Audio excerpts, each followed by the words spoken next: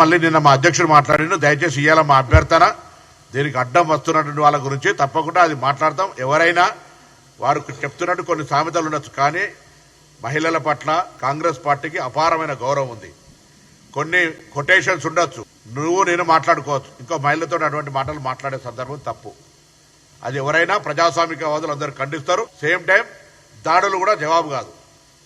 మాటలు తప్పు, ఏదైనా డెమోక్రటిక్ గా జరగాలి. మేము ఇంత మాకు ఆక్రోశం ఉంది, ఆవేదన ఉంది.